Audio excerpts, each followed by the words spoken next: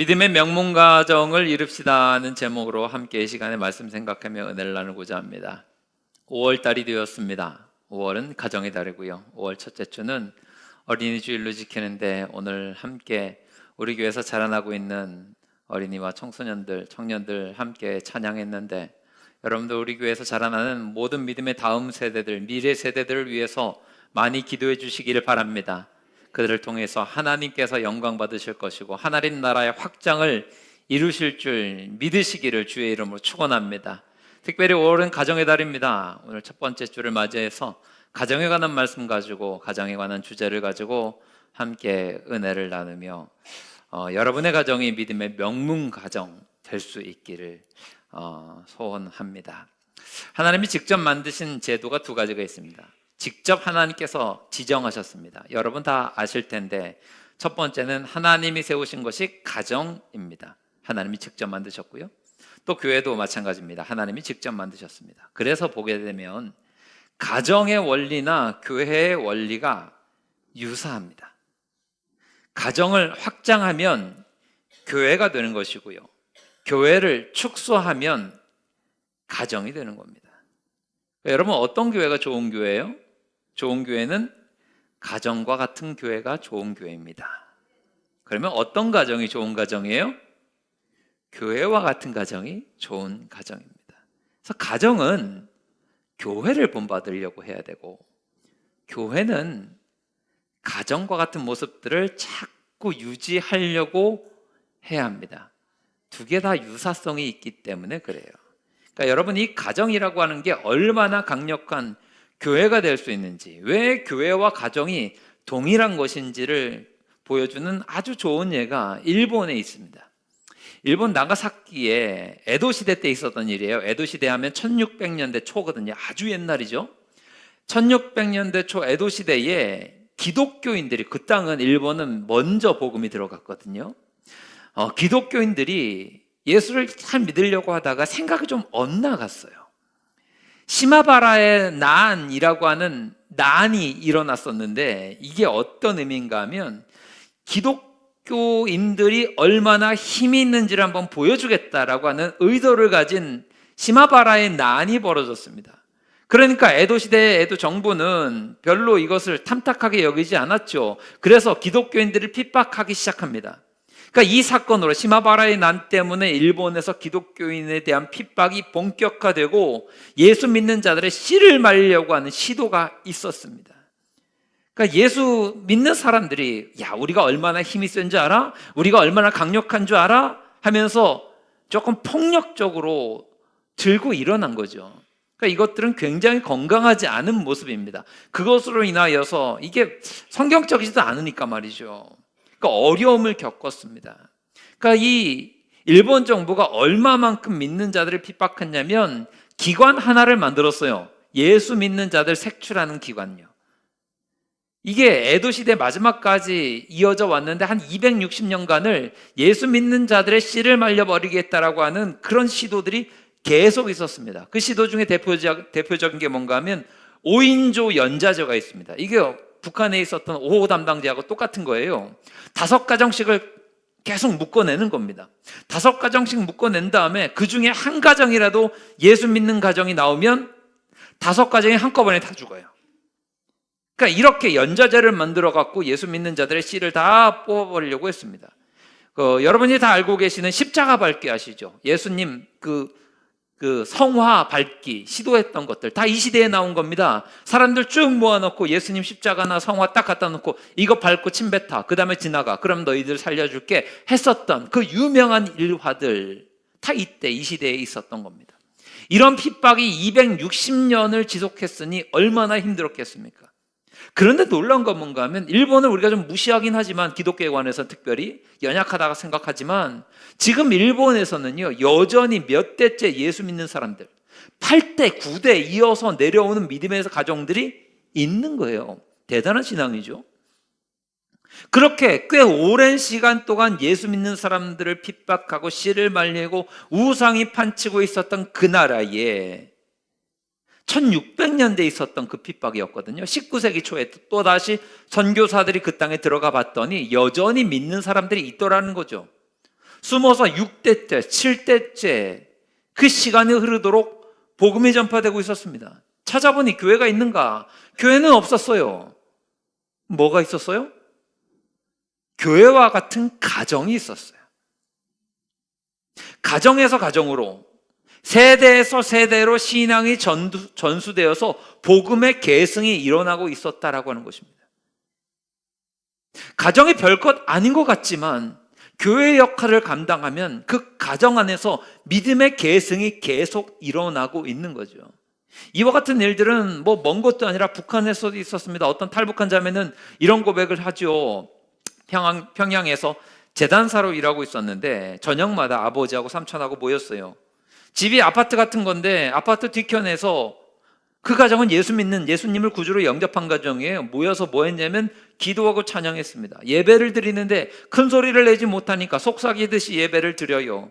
소리 날까봐 모든 가족들이 모여서 이불을 뒤집어 쓰고 예배를 드립니다. 그 예배 드릴 때 말씀을 전하는 시간에 아버지가 종종 이야기했습니다.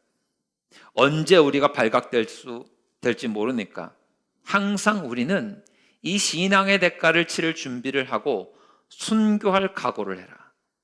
주님을 위해서 내가 목숨을 드리는 것 아까운 거 아니다.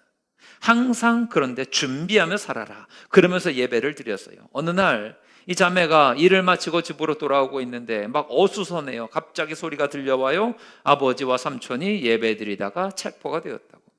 그 말 듣고 이 자매는 집으로 돌아가지 않고 산으로 도망갑니다. 우여곡절 많이 겪었는데 결국에는 고마운 사람들을 만나서 중국 국경을 넘고 탈북을 하게 됩니다.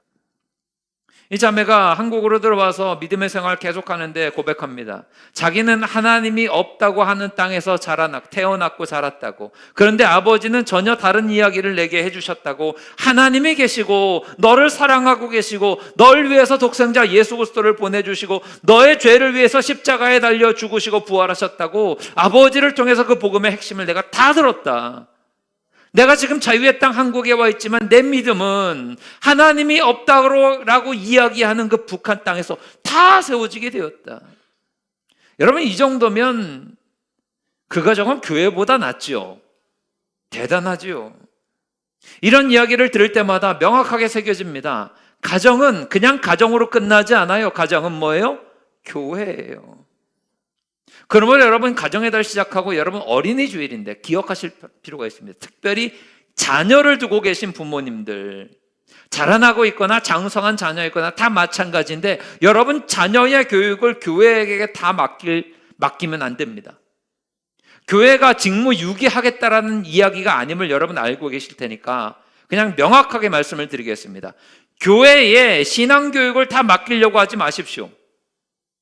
자녀의 신앙은 부모가 책임지는 게 처음입니다. 여기서부터 시작되어야 합니다. 교회가 있으니 교회 목사님 계시고 계시고 하니까 그렇게 해야지. 아니요. 자녀의 신앙은 가장 먼저는 부모가 책임지는 겁니다.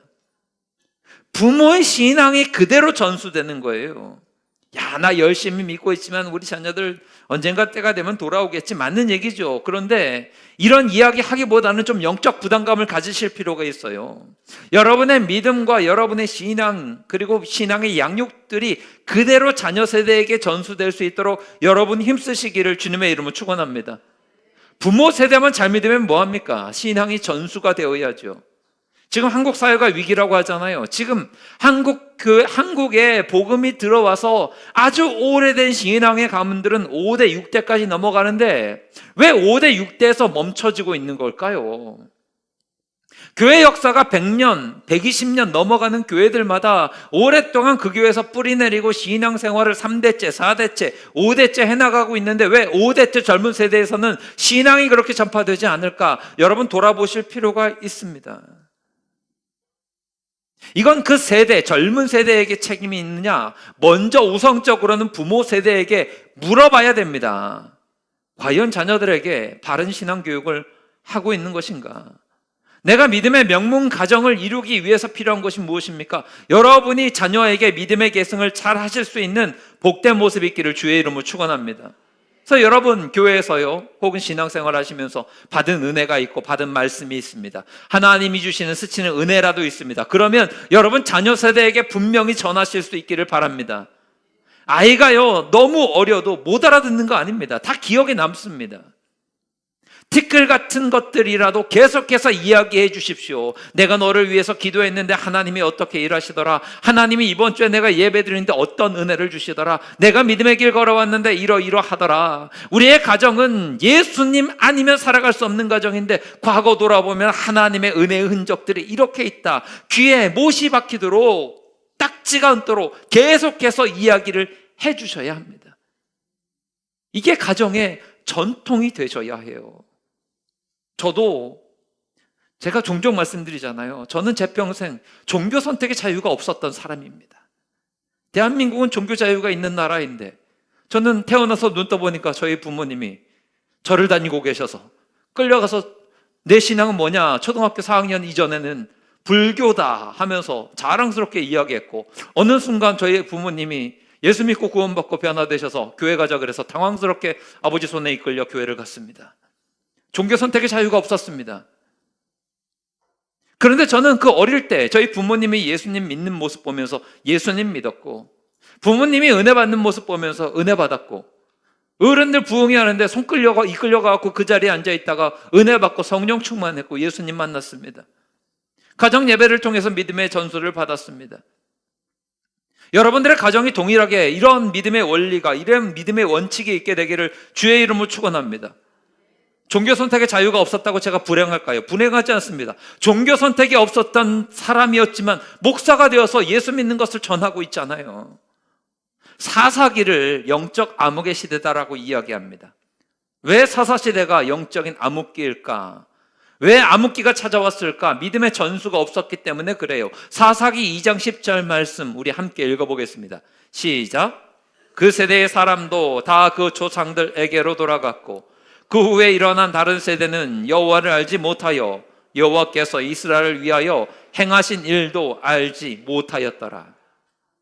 하나님이 이스라엘을 위해서 일을 안 하신 게 아니라 전수가 안 되어서 몰랐어요. 그 세대에는 하나님이 놀랍게 역사하여 주셨는데 이후에 일어난 다른 세대들은 여호와를 알지 못했어요. 왜요? 일러주지 않아서 그래요. 알려주지 않아서 그래요. 성경이 아니라 성경 말씀이 아니라 하나님이 나에게 어떤 일을 행하셨는지에 관해서 자녀들에게 일러주지를 않은 거예요. 그냥 야 세상에서 잘 나가면 되지. 공부 열심히 하면 되고 좋은 학교 들어가면 되고 좋은 직장 들어가면 되고 너 할 일 잘 하면 되지.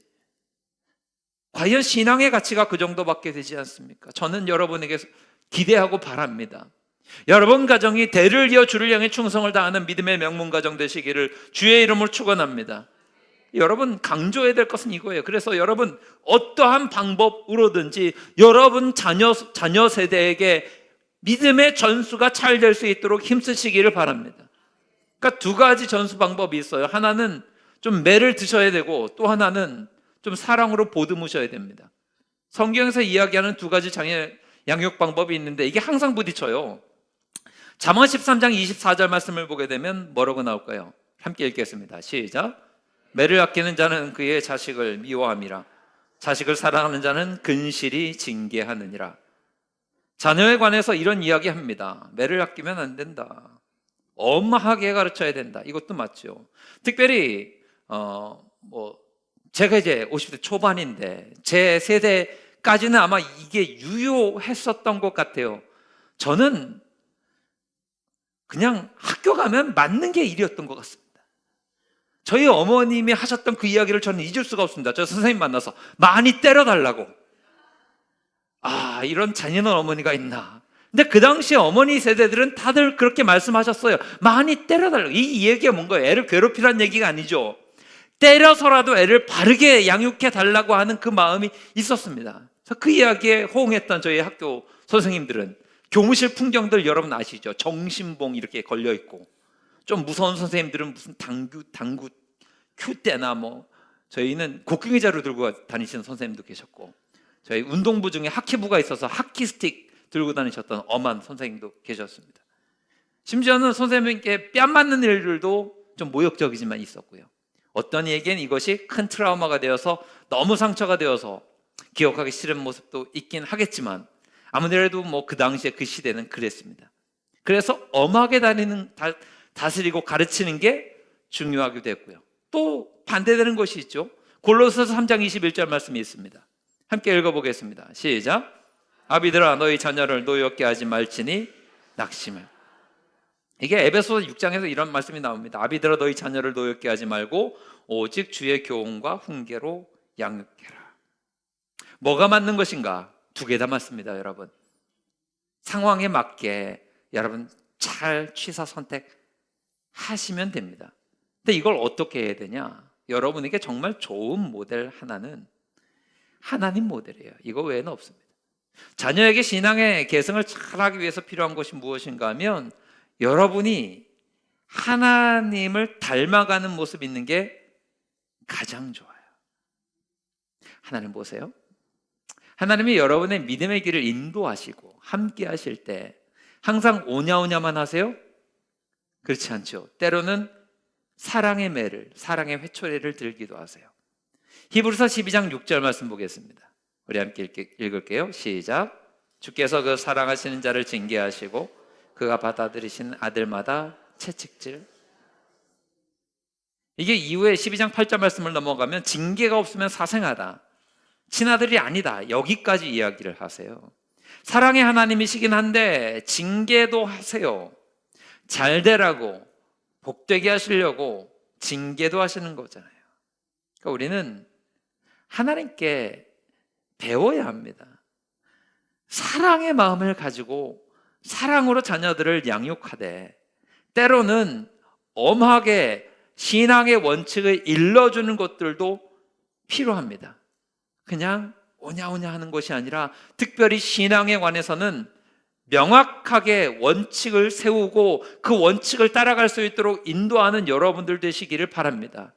그래야 신앙의 명문 가정이 이루어지는 거예요. 명문 가정의 정말 핵심 중에 하나는 뭔가 하면 집안에 그런 교훈과 가르침이 명확하게 세워지는 게 명문 가정이거든요.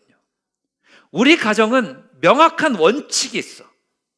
우리 가정은 절대로 여기에선 벗어나지 않아.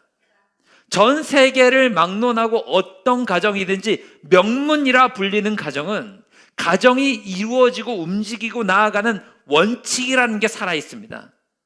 이랬다 이러고 저랬다 저러는 게 아니라 명확한 원칙이요. 근데 기독교 믿음의 명문 가정은 그 원칙이라는 게 명확합니다. 뭐예요? 믿음에 관한 원칙이 있는 거예요. 예를 들면 우리는 무슨 일이 있어도 하늘이 무너져도 주일은 성수한다. 이게 원칙이거든요. 내가 주님 앞에 예배드린다. 하나님을 믿는 것에서는 절대 타협이 없다. 이게 원칙이에요. 자녀를 양육하는 건요, 그래서 말이 아닙니다. 여러분의 신앙의 모습입니다. 주님을 섬기고 어떻게 닮아가고 어떻게 충성하려고 하는지 정말 중요합니다.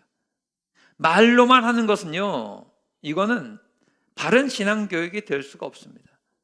기도가 중요하다고 이야기하는데 실제로 기도하지 않으면 기도가 중요한 것이 아니죠. 예배가 중요하다라고 이야기하는데 예배를 소홀히 하면 실제로 그것이 중요한 게 아니죠. 신앙생활이 귀하다고 이야기하는데 교회에서 교회만 갔다 오면 교회 욕을 해대고 있어요, 엄마 아빠가. 그러면 이게 바른 믿음이겠냐는 거죠. 말은 쉽지만 삶은 어렵습니다. 그런데 신앙의 전수가 그대로 이어지려면 말이 아니라 삶의 원칙을 명확하게 보여줘야 돼요. 예전에 조직폭력배였다가 이제는 예수님 믿고 직분받고 좋은 믿음으로 살아가는 한 분의 이야기를 들은 적이 있습니다.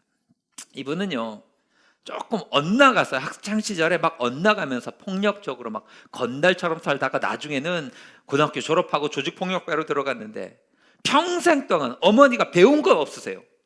많은 배움이 없으셨는데 평생 동안 어머니가 귀에 못이 박히도록, 그리고 절대 타협하지 않았던 한 가지가 있는데 뭔가 하면 주일에는 항상 뭐 해야 돼요? 예배 드려야 돼요. 주일 성수는. 그러니까 밖에 나가서 사고를 쳐도 너 이놈의 새끼 하면서 이렇게 등짝 때리고 뭐 그렇게 하셨지, 뭐 그냥 잘 좀 가라 라고만 이야기하셨는데 실제로 주일에 예배를 드리지 않으면 집안이 뒤집힐 정도였어요. 자기가 사고 친 것보다 훨씬 더 엄하게 자기를 다스리셨던 가르치셨던 분이 어머니예요. 그러니까 이게 조직폭력배로 살긴 살아도 주일날은 항상 뭐예요? 교회를 나가요. 이게 얼마나 이상하고 안 맞는 일인지 여러분 아실 겁니다. 왜냐하면 그 조직폭력배가 가지고 있는 이 풍채가 있잖아요. 그리고 분위기가 있잖아요. 저도 예전에 저희 교회에 제가 어렸을 때 부흥회 끝나고 나서 어떤 조직폭력배 분이 은혜 받고 들어와서 몇 주간 연속으로 그 등록하셨던 때가 있었습니다. 그 건달들이 교회에 와서 등록을 하는 거예요. 그럼 분위기가 이상해집니다. 예배당이. 다들 웅성웅성 대고요. 근데 그 사람이, 이 사람은 이것을 뚫고서 어떻게든지 뭐 뒷자리든 앞자리든 뭐 옆자리든 아무튼 간에 예배의 자리는 항상 지켰어요. 은혜를 받았겠습니까? 자기도 은혜 못 받고 다른 사람도 은혜를 못 받는데 그냥 출근 도장 찍는 거예요. 출근 도장만 찍는 거예요. 월요일부터 토요일까지는 훌륭하게 조직폭력배 생활을 하다가 주일에 와서 예배는 드리는 거예요. 그러다가 우연한 계기로 교회 부흥회가 있었는데 부흥회를 참석했어요. 그 자리에서 완전히 박살납니다. 말씀 듣고 성령님이 터치하시니까 자기의 죄가, 자기의 과거의 문제가 얼마나 무서운 죄인지를 깨닫고 뒤집어지게 되었습니다. 그렇게 변화될 수 있었던 이유가 뭘까? 부모님의, 어머니의 신앙의 유산이에요. 예배는 제대로 드려야 된다. 네가 어떻게 사는 거 그것도 마음에 딱히 안 들지만 그래도 이 원칙은 지켜라. 주일은 성수해야 된다. 너는 예수님 자녀다. 예수님 아들이다. 그거 하나 지키다가 예배 참석해서 변화된 거예요. 이후에는 이제 완전히 삶이 바뀌었다는 거죠. 저는 이 얘기 듣고 느껴지는 게 딱 한 가지예요. 부모님의 한마디가 그렇게 중요하구나. 이게 살리는구나. 오늘 저는 여러분들과 함께 욥의 가정에 관한 이야기를 좀 해보려고 합니다. 4절 말씀, 5절 말씀 함께 읽어볼게요. 전체적으로 오늘 말씀 다 읽어보겠습니다. 시작. 그의 아들들이 자기 생일에 각각 자기의 집에서 잔치를 베풀고 그의 누이 3명도 청하여 함께 먹고 마시더라. 그들이 차례대로 잔치를 끝내면 욥이 그들을 불러다가 성결하게 하되 아침에 일어나서 그들의 명수대로 번제를 드렸으니 이는 욥이 말하기를 혹시 내 아들들이 죄를 범하여 마음으로 하나님을 욕되게 하였을까 함이라. 욥의 행위가 항상 이러하였더라. 아멘. 욥에겐 자녀가 10명이 있었습니다. 아들이 7이고 딸이 3이에요.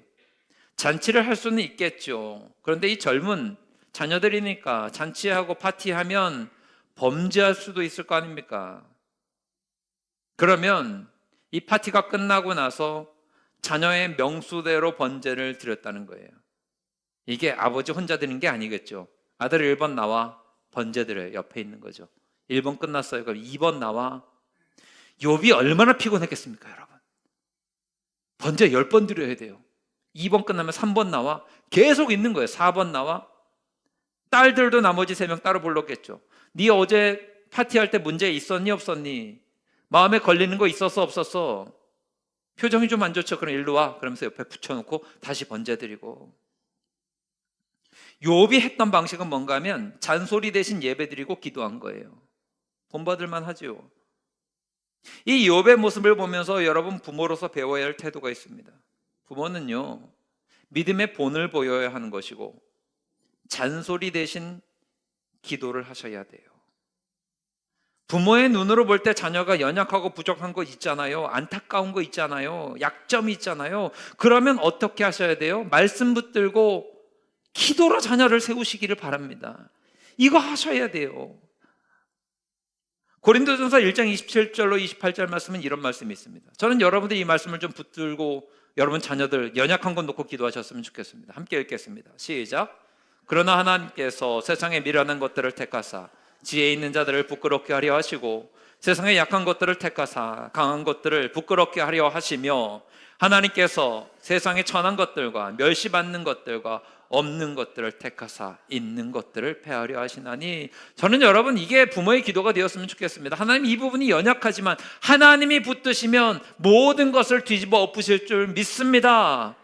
자녀의 약한 모습 보면서 절망하시고 한숨 쉬시고 단식하시고 잔소리하시기보다는 기도하십시오. 왜요? 하나님이 더 강하시잖아요. 믿으십니까?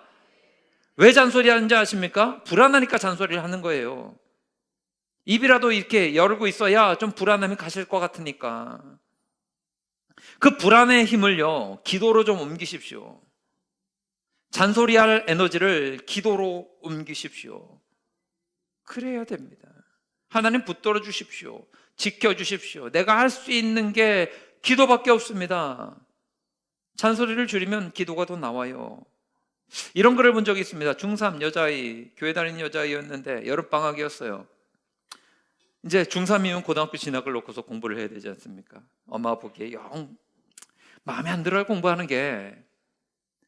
근데 이 딸아이가 방학 시작하자마자 엄마한테 이야기해요. 엄마, 내가 딱 일주일만 놀고 일주일만 내가 하고 싶은 대로 실컷 놀고 공부할게.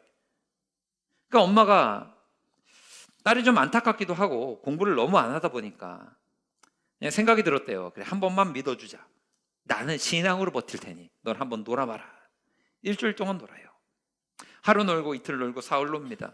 이 딸이 방에서 막 늦잠 자고 뒹굴뒹굴 거리고 막 씻지도 않고 맨날 게임하고 노래 크게 틀어놓고 아니면 친구하고 전화를 해서 뭐 2시간 3시간 떠들고 있고 또 전화통화 끝나면 밖에 나가서 놀고.